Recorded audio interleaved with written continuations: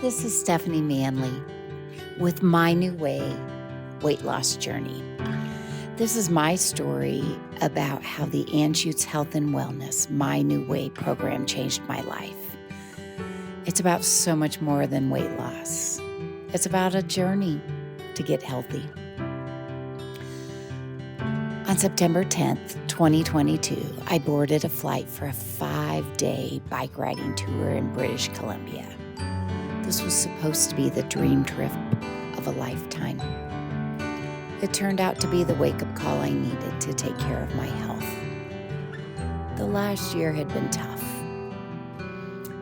I had the most incredible honor of caring for my mom until she took her very last breath on November 26th, 2021. She fought a fast and difficult battle with acute myeloid leukemia. It was the most challenging and exhausting experience of my life, and yet the most beautiful. But life changed tremendously after losing Mom. I changed. I gained a ridiculous amount of weight during my grief. That was not unexpected. Ben and Jerry had become my best friends. I stopped exercising, taking care of myself, and honestly just tried to get through the days. The grief was profound. The days were long with plenty of tears. My trip to British Columbia was gorgeous. I soaked up the incredible scenery and could feel my mom smiling down on me. This was her gift to me for helping take care of her. But the problem was, I was in such a bad place. I struggled on the bike. I had to get off and walk up the hills. My legs ached. At night, I would ice my legs, wondering how in the world was I going to ride the next day. And then we got a morning off from riding. We got to go see kayaking. I'd been so excited to try this until a regular-sized life vest didn't fit. They had to get a bigger one, and I was ashamed. I also wondered, how in the world am I going to get out of that kayak if I can't fit in the life vest? Something had to change. So I came home and I signed up for My New Way.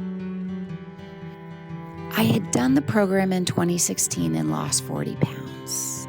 It worked for me. One of the things I learned is that a high level of accountability was what I needed.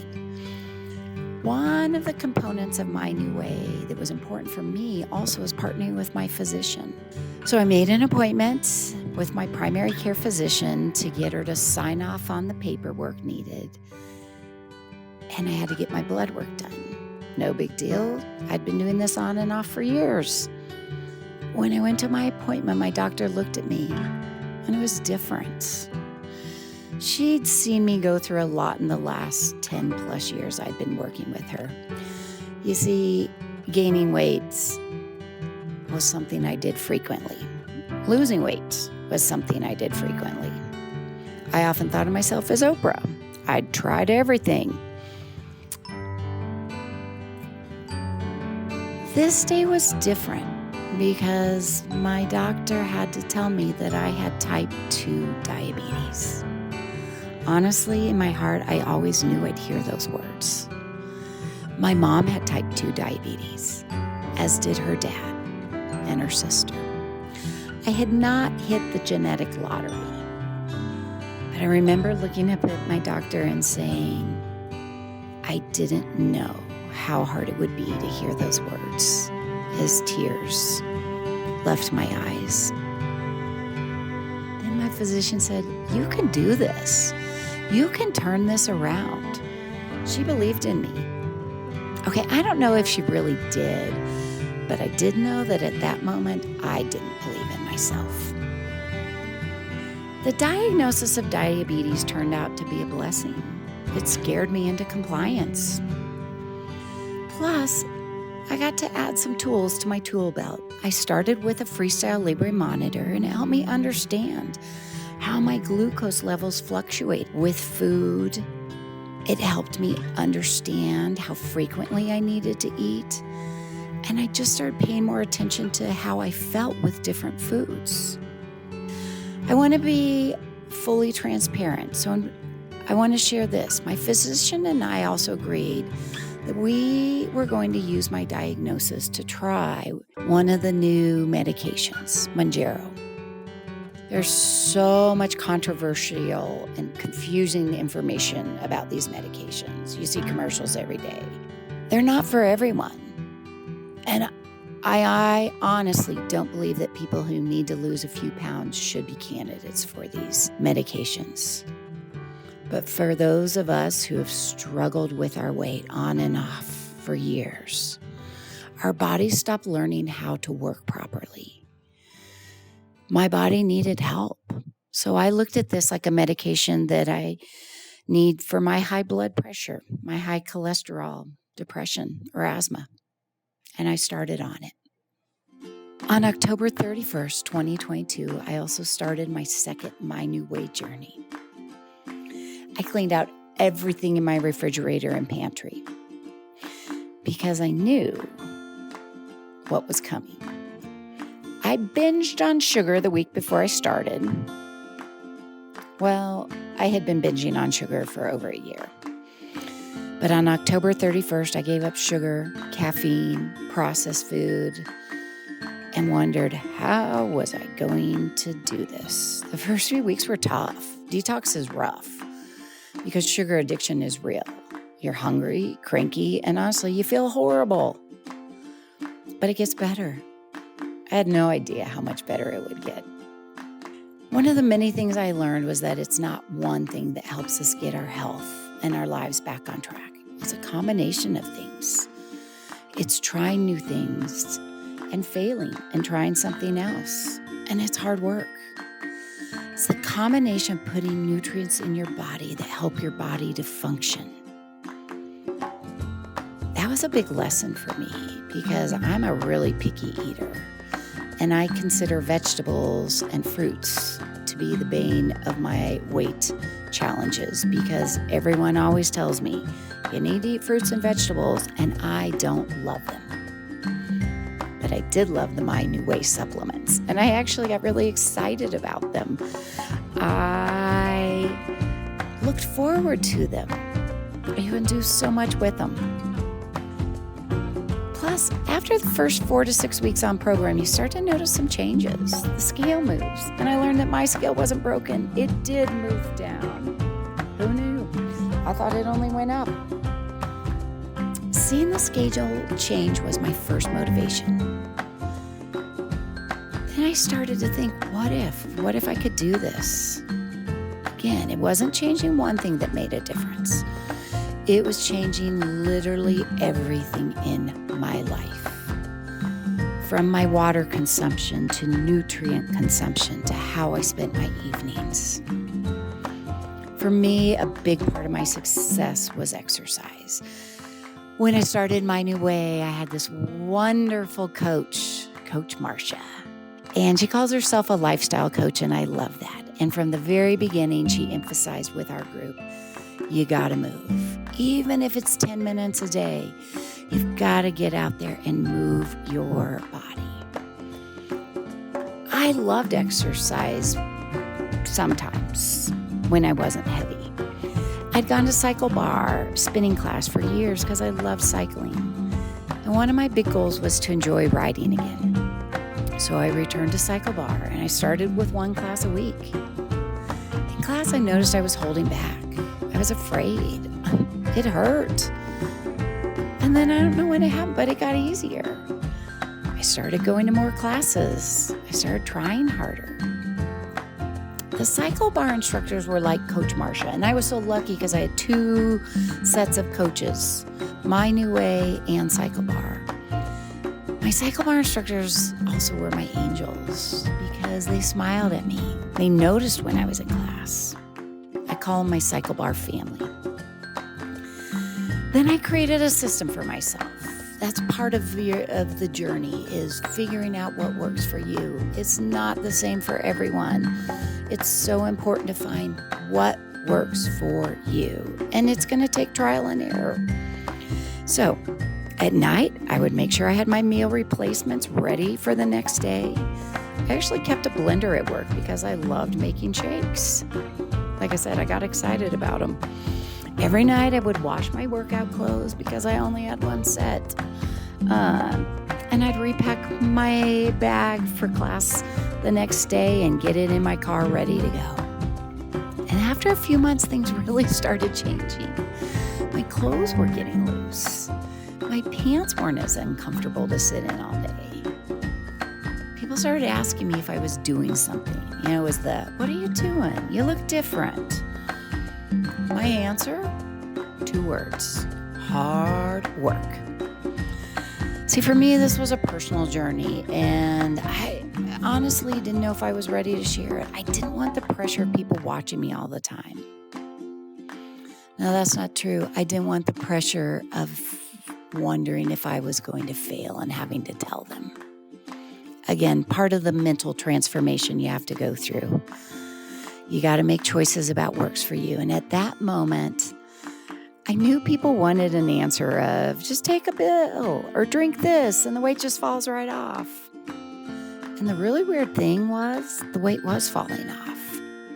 So I started setting goals for weight loss milestones, markers to keep me motivated.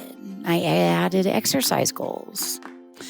And then in a really crazy moment, I set a goal to ride the Copper Triangle. The Copper Triangle is a 79-mile ride climbing 3 mountain passes. And there's a 4th one they snuck in but didn't tell you about. But I wondered so many times, could I really do this? I made a commitment to myself. I would do what Coach Marsha told me. I would get the right nutrients in my body. And I would do what my cycle bar instructors told me. And I wouldn't question it. They're all the experts. I'm not. And I thought, what do I have to lose? In my case, I only had more weight to lose. It's really weird having to lose that much weight. People are so excited to hear that I lost 85 pounds. And I struggled for a while because in my mind, it was like, that meant I had gained 85 pounds. That didn't feel good. But skipping aside on that, I did what they told me to do. I turned up the resistance on the bike. I turned up my effort in my eating. I went to cycle class more and more. When my instructors told me to get out of the saddle, I did it. Push your pace. I did it. Drink water. I did it. Up, down, push. I did it. I did what they asked me to do. And the months went by, and my pants got bigger. One of my classmates actually said, "Your pants are too big." This was the classmate who rode behind me, and I didn't know it, but she was watching me pull up my pants all through class. I didn't even realize I was doing it. You would think I would have been excited to go buy new clothes, but when you've been really overweight for much of your life, you kind of don't like shopping. In fact, I hated shopping. It was traumatic. It's like buying a tent. It's not fun. But this time it was weird. I got to buy a smaller size. I was actually smaller than I realized. I didn't know.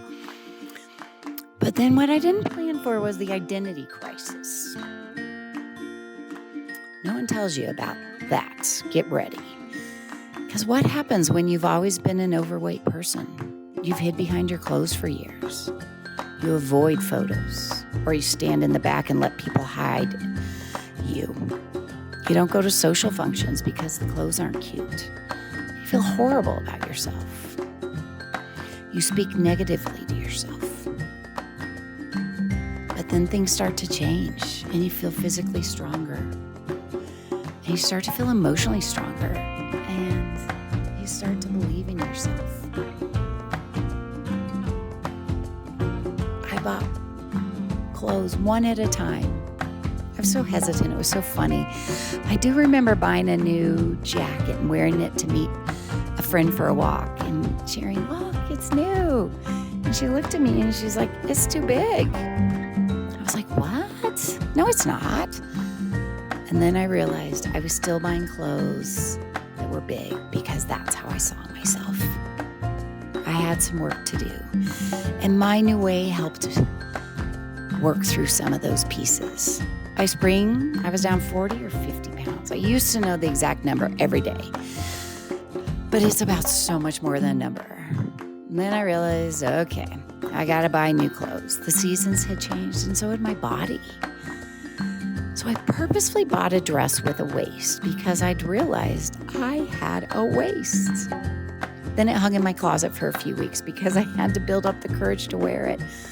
I finally wore it, and the reactions made me so uncomfortable. They were so positive, but I didn't like the attention. And I would say things like, well, I still have more work to do. Well, I still have more to lose.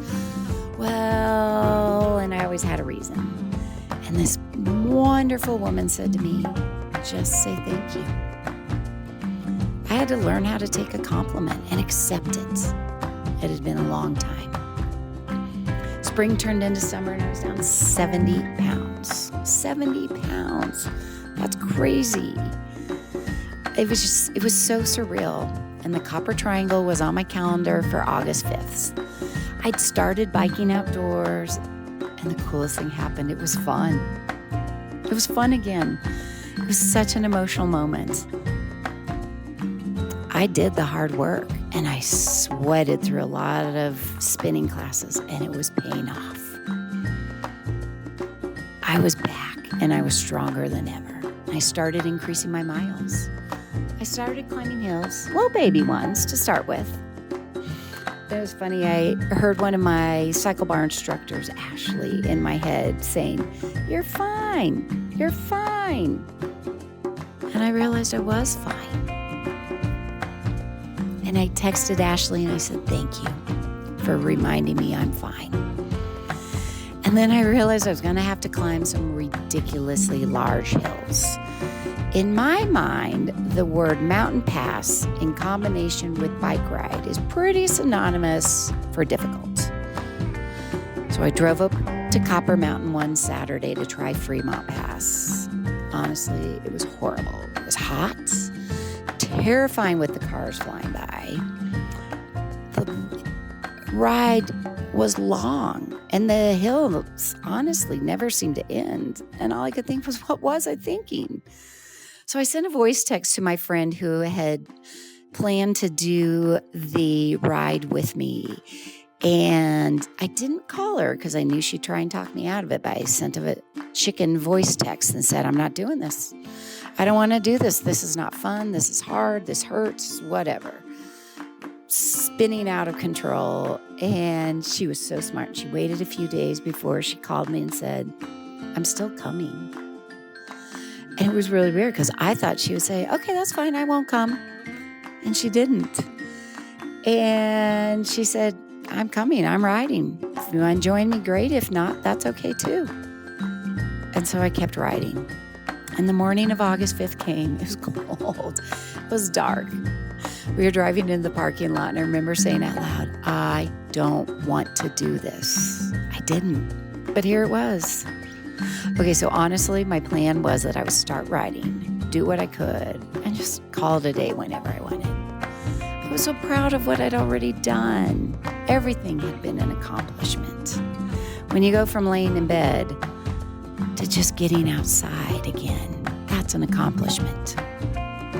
So August 5th, we started riding, and my body knew what to do. I felt good. I was riding strong.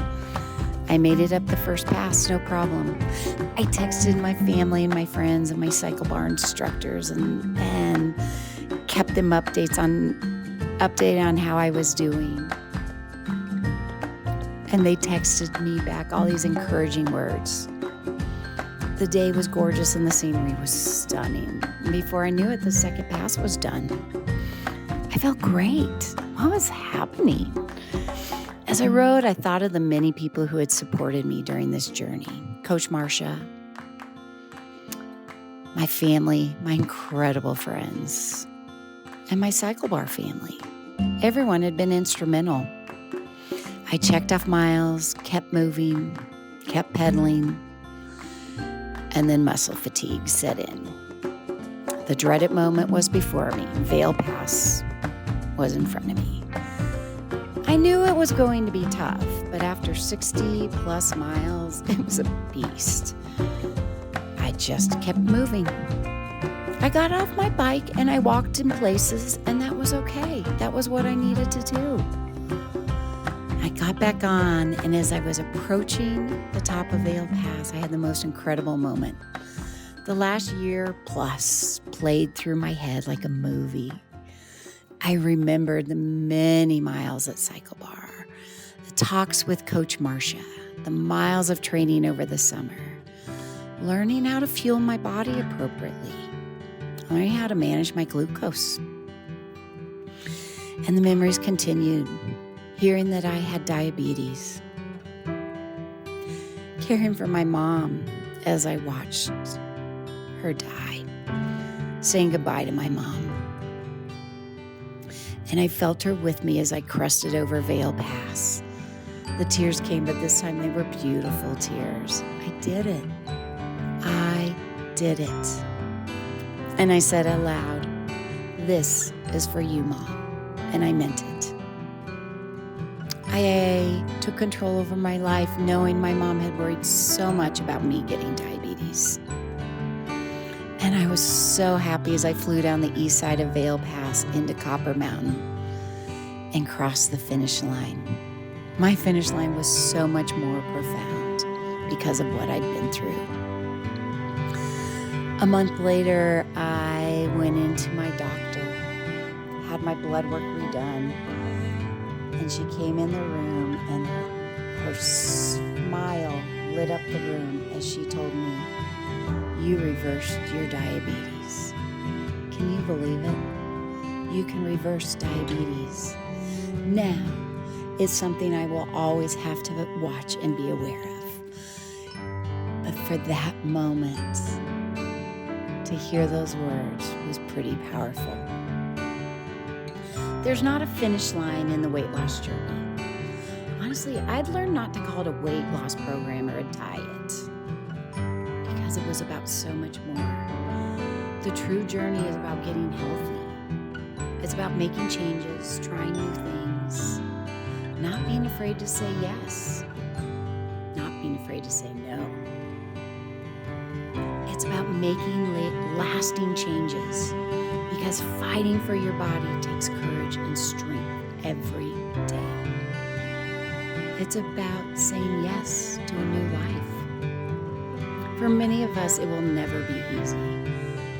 Yet, I now have the tools that I need. My new way taught me how to take care of me, my needs.